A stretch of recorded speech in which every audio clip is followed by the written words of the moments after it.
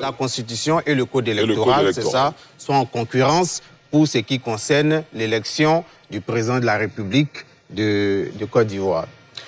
Toutefois, on constate qu'il y a eu déjà un Quand premier vous dites débat. en compétition, ça veut dire quoi? Non, ça veut dire que les deux, on a la Constitution qui prévoit les grands principes d'organisation de l'élection et on a le Code électoral qui met en œuvre les différentes modalités. Oui, ça j'entends bien, mais quand vous dites compétition, c'est comme s'il y en a un qui a une prééminence. Non. D'accord. Non.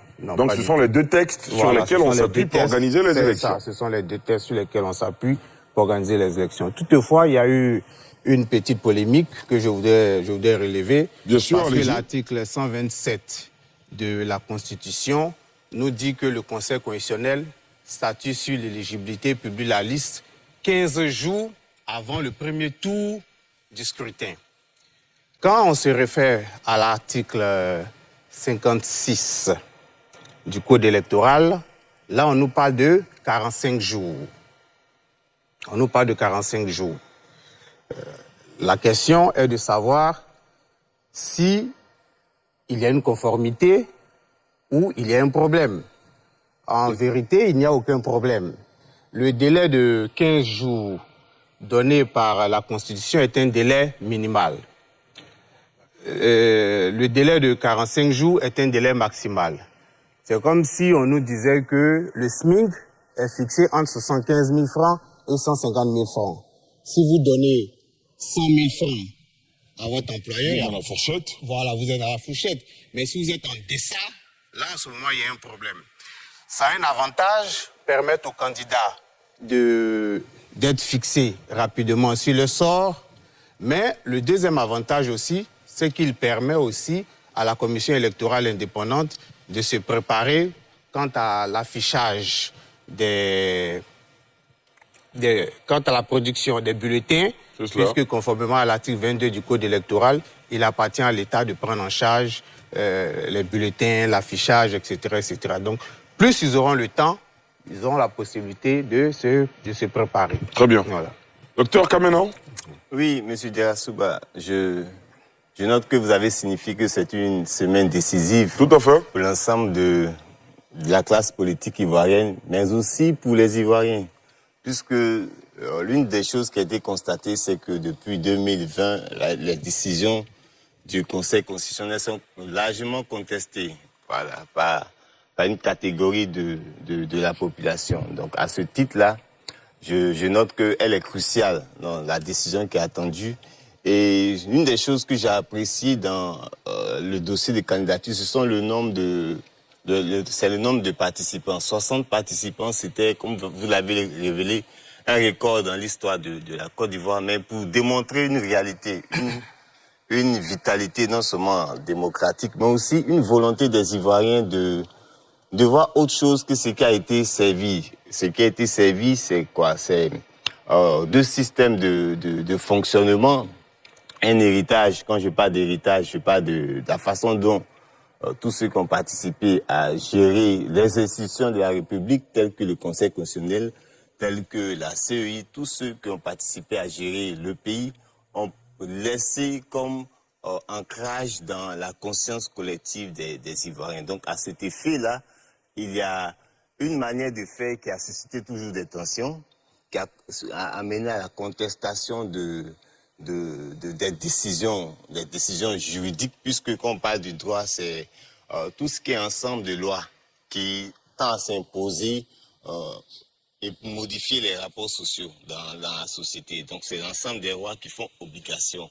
Mais l'une des choses qui est contestée, constatée au niveau des institutions telles que le Conseil constitutionnel, c'est que dans la fonctionnalité même de cet organe-là, les intervenants, la nomination d'un certain nombre de personnes, que ce soit ça vient de la présidence ou de l'Assemblée nationale, tendent à mettre en évidence que les positions des acteurs auront une influence sur la décision finale. Donc ce à quoi on va assister les jours à venir, c'est certainement une décision qui qui ne sera pas en faveur, je dirais en faveur de la cohésion sociale. Voilà, en faveur de la cohésion sociale, puisque quand vous observez actuellement sur les réseaux sociaux, il y a un discours tendant dans la catégorie de tous ceux qui sont les radicaux. Quand je parle des radicaux, je fais allusion à Ouattara, Ourien, Gbagbo, Ourien, Tidjam, Ourien, donc tous ceux-là qui sont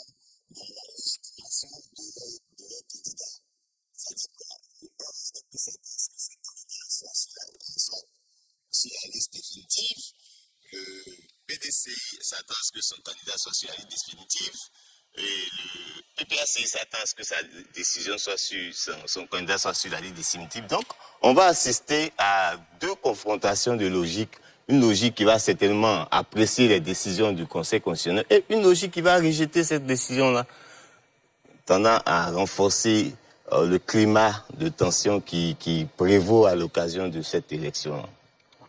Très bien. Docteur Enima? Merci Ali.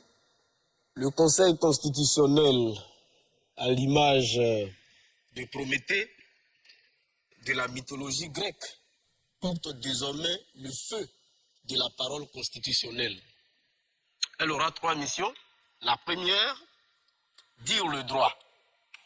La seconde, c'est tenir à équidistance de toutes les pressions, d'où qu'elles viennent. Et puis la troisième, rassurer les Ivoiriens. Et c'est en cela, d'ailleurs, que la semaine devient décisive. Sinon, dans une démocratie normale, dans un état de fonctionnement normal, le Conseil constitutionnel ne ferait que son travail. Donc, ça ne devrait pas être une semaine décisive. Non, c'est décisif dans le sens où ça peut changer le destin de certains citoyens qui aspirent à diriger le pays, par exemple. Oui, je suis d'accord, mais notre contexte, nous le connaissons tous, et surtout les contingences historiques dans lesquelles les différents conseils constitutionnels ont fonctionné. C'est aussi en cela que la semaine devient décisive. Aujourd'hui, l'enjeu du débat est tel, et les oppositions sont si tranchées que lorsque tu prends position, on va directement t'étiqueter. Mais il s'agit de la vie de la nation. Et nous devons nous prononcer là-dessus. Absolument. À défaut de dire la vérité, peut-être il faut être honnête. Les Ivoiriens ont peur. Les Ivoiriens sont inquiets. Quelle est la valeur de la parole constitutionnelle quand des leaders politiques de renom ne sont pas inscrits sur la liste électorale? Par quelle gymnastique juridique? Et je me garde de m'immiscer dans le droit, je me prononce en tant que simple citoyen. Par quelle gymnastique juridique pourra-t-on demain valider leur candidature? Mais c'est cela qui fait peur. Et c'est en cela aussi que la semaine qui vient est décisive. Il faut, au-delà donc, de ce que le Conseil constitutionnel a à se prononcer, il faut que la République aille à l'encontre d'un certain nombre de candidats. Et aussi, il faut que ces candidats-là, avec leurs différents partis politiques, s'organisent aussi à rentrer dans la République. De sorte qu'au lendemain de la parole du Conseil constitutionnel, nous ne tombions pas comme si nous faisions un retour dans les années 2000, où autour de 19h, 20h, le président de la Cour suprême d'alors, M. Tia Kone, devrait statuer sur les candidats retenus. Et il y avait une sorte d'atmosphère lourde qui planait sur tout le pays. Nous étions si jeunes, on nous avait même interdit de sortir dans les rues. Et on avait exclu à cette époque un certain nombre de candidats. Et la suite, nous connaissons. Et comment faire pour ne pas que nous retombions dans tout ce qui est déjà arrivé? C'est ce qui rend cette semaine à venir décisive. Très bien. Professeur Nogbou? Ali, déjà, moi, je voudrais faire observer que le problème qui est posé est un problème de confiance. entre une institution de la République et le peuple lorsqu'on parle de semaine décisive. Parce que généralement, il s'agissait pour le Conseil constitutionnel dans d'autres démocraties ou dans la démocratie normale, et je pense que nous sommes dans une démocratie normale, de venir dire le droit à partir des éléments qu'il aura reçus. Mais la confiance entre le peuple et les institutions reste posée de sorte que je me souviens que le président Honoré Guié de la CEI, nommé par le général Guéhi-Robert, a proclamé des résultats qui ne donnaient pas le général Guéhi-Robert vainqueur. Du coup, lorsque nous avons quelqu'un qui a un poste de responsabilité comme ceux qui sont au Conseil constitutionnel, est-ce qu'ils vont suivre les décisions qui ont été déjà arrêtées de ne, par exemple, pas inscrire le président Gbagbo sur une liste électorale, de ne pas inscrire Tidi Antiam sur une liste électorale, de ne pas inscrire Blé Goudé, tous ces leaders qui ne sont pas sur la liste, est-ce que le Conseil constitutionnel va accepter, va, décider de suivre ces décisions, ou est-ce que le Conseil constitutionnel va casser ces décisions pour permettre à ces personnes d'être sur la liste et pouvoir aller à une élection, ou à cette élection-ci, c'est le débat qui est en cause et qui reste posé. C'est une juridiction. Est-ce qu'elle pourrait invalider? Et quel est le poids du Conseil constitutionnel, qui est notre juridiction suprême qui prend la décision? Est-ce qu'elle va suivre la même procédure et permettre cela et faire en sorte que les différents leaders qui ne sont pas sur la liste puissent y être? C'est la question qui reste posée, et c'est la question qui est en même temps la crise entre le peuple et les institutions de la République qu'il faut pouvoir régler. S'il n'y avait pas de crise... Pourquoi vous parlez de crise? Non, pas de crise en termes de... Je veux parler de crise de confiance. Mais même justement, cette crise de confiance-là, d'où vient-elle, selon vous? Mais c'est l'histoire de la Côte d'Ivoire. Depuis que nous avons la Côte d'Ivoire démocratique, depuis... 95? Non, 90 déjà. Non, 90, il faut était encore là. C'est ça. Et les problèmes ont commencé à se poser. Et depuis toujours, on ne fait plus confiance à nos institutions lorsqu'elles se prononcent. C'est mon ami qui est le président de la République qui m'a nommé là, donc je vais faire mon travail. C'est ceci. Aujourd'hui, il faut que ces institutions juridiques se détachent du politique et prennent leur place de pouvoir. Parce que nous avons les différents pouvoirs. Quand vous dites, c'est très intéressant de faire ce débat-là. Quand vous dites il est temps que ces institutions se détachent du politique, ça veut dire subrepticement qu'elles sont liées au politique. Mais évidemment. Est-ce qu'on en a l'assurance? Évidemment. Vous avez suivi l'histoire récente de la Côte d'Ivoire, M. Ali. Vous avez vu comment un juriste peut-il prononcer quelque chose et il donne une décision, il vient casser la même décision, c'est normal, il peut la casser. Mais les éléments qu'on prend pour casser une décision, c'est des éléments qui doivent être des éléments de preuve et des éléments importants. Vous voyez que quand on nomme quelqu'un, on dit, bon, ben, c'est le président qui est là, qui l'a nommé. Et c'est pour ça que j'ai pris l'exemple d'Honoré Guié, pour dire que il faut pas d'emblée croire que le Conseil constitutionnel est pour le pouvoir.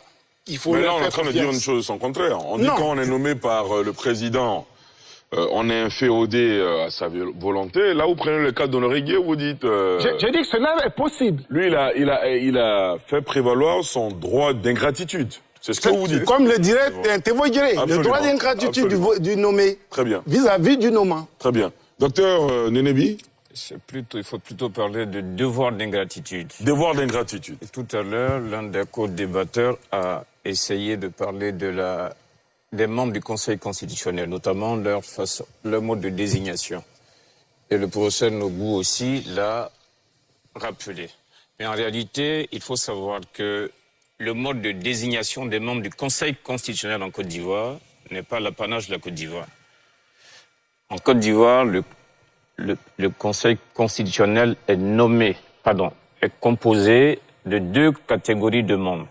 Les membres de droit, que sont les anciens présidents de la République, puis les membres nommés. Au titre des membres nommés, il y a le président qui est nommé par le président de la République. Ensuite, parmi les 6 conseillers restants, le président de la République en nomme 3, le président de l'Assemblée nationale en nomme 2, puis le président du Sénat en nomme 1. Cette même composition, elle est inspirée du modèle français. Et tout à l'heure, vous avez indiqué que cette expression, elle vient d'un ancien président du Conseil constitutionnel français qui a dit, après avoir été nommé par le président français, qu'il aura, à partir du jour de sa nomination, un devoir d'ingratitude. C'est dire quoi? C'est dire que, finalement, lorsqu'en Afrique, il y a quelques suspicions sur le Conseil constitutionnel, c'est, de mon point de vue, le rapport au droit et le rapport à notre façon de voir les choses, notamment suite à des nominations. Et en ce qui concerne les arguments évoqués ça et là par certains partis politiques ou leaders politiques, on a suivi sur les réseaux sociaux par exemple, et tout à l'heure l'un des co-débatteurs l'a rappelé aussi, aujourd'hui certains leaders estiment que le Conseil constitutionnel devra seulement s'appuyer sur la Constitution pour désigner, pour trancher. Or, l'histoire de la Côte d'Ivoire, et le professeur Nogou l'a rappelé, l'histoire de la Côte d'Ivoire, elle est récente. À partir de quel moment la Côte d'Ivoire a commencé à jongler à la fois avec la Constitution et la loi? Il faut remonter jusqu'en 1990. Première élection multipartite. Au cours de cette élection, à 3 jours de la date limite du dépôt des candidatures à l'élection présidentielle, c'est en ce moment-là qu'une loi a été votée pour ajouter des conditions supplémentaires aux conditionnalités pour être candidat à l'élection présidentielle. Au titre de ces conditions nouvelles qui avaient été indiquées, il y avait la caution de 20 millions à payer. Et toujours dans cette même loi, alors que l'article 5 de la Constitution de 1960 prévoyait que le droit de vote était réservé aux seuls nationaux, et alors que cet article 5 était encore en vigueur, la nouvelle loi votée à 3 jours précisait que pour les élections générales de 1990, les étrangers d'origine africaine voteraient.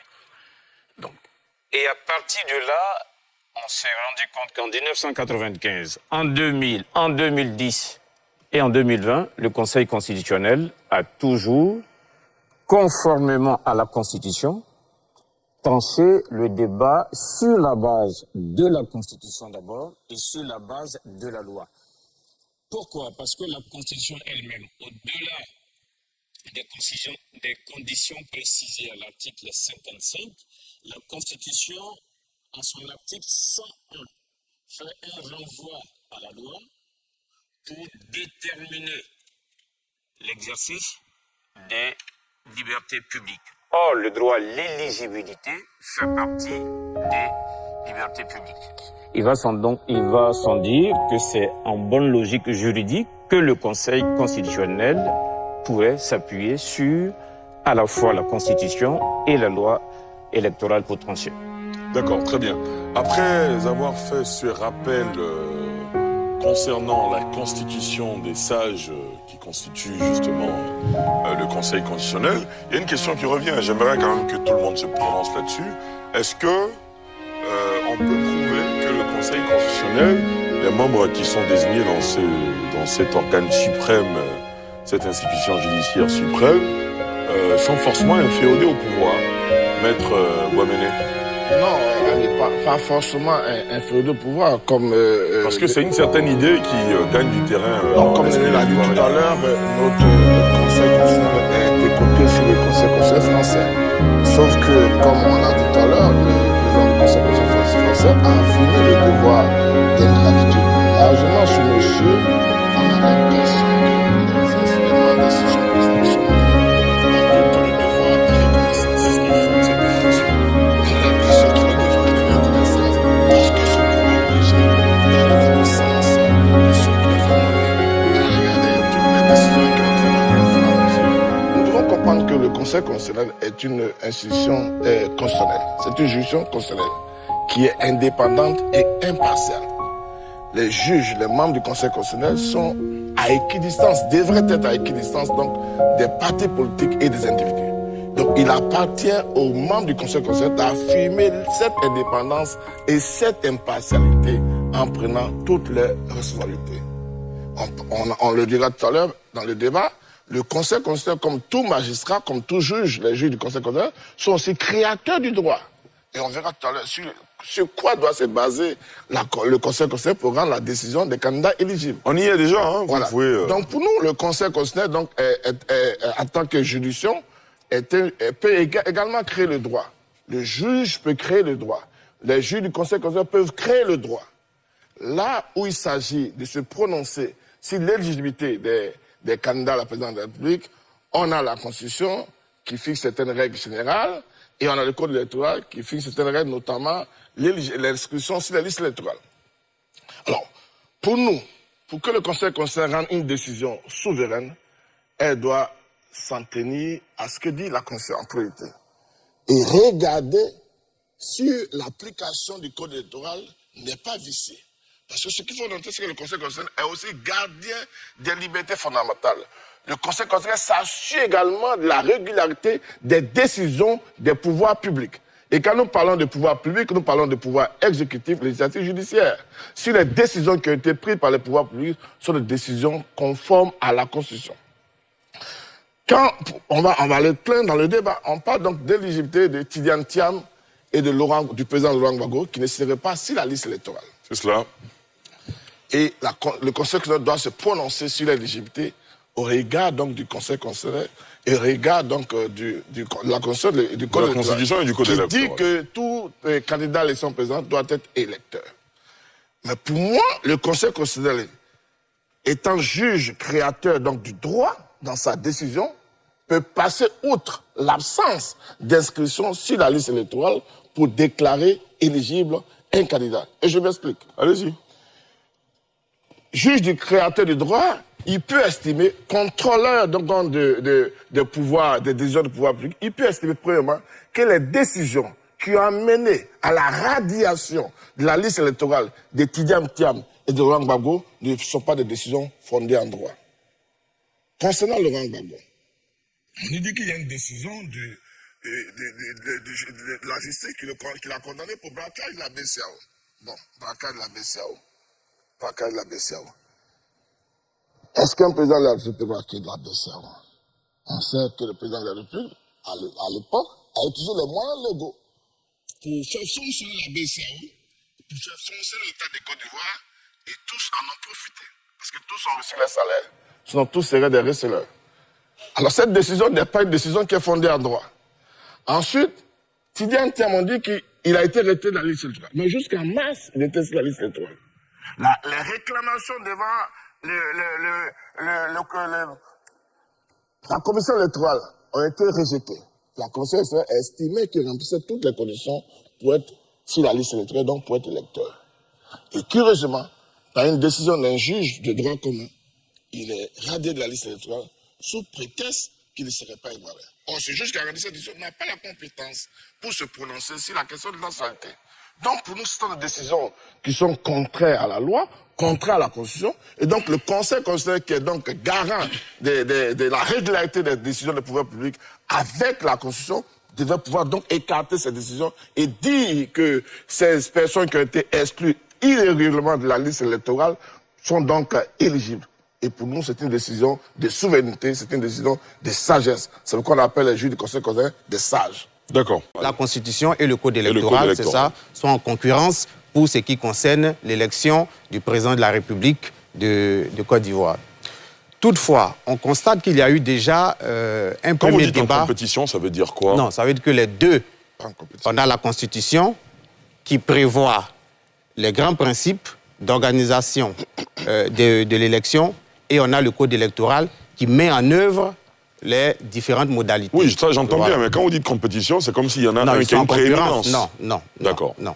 Donc ce sont les deux textes sur lesquels on s'appuie pour organiser les élections. Ce sont les deux textes sur lesquels on s'appuie pour organiser les élections. Toutefois, il y a eu une petite polémique que je voudrais relever. Bien sûr, parce que allez-y. l'article 127 de la Constitution nous dit que le Conseil constitutionnel statue sur l'éligibilité, publie la liste 15 jours avant le premier tour du scrutin. Quand on se réfère à l'article 56 du Code électoral, là, on nous parle de 45 jours. On nous parle de 45 jours. La question est de savoir si il y a une conformité ou il y a un problème. En vérité, il n'y a aucun problème. Le délai de 15 jours donné par la Constitution est un délai minimal.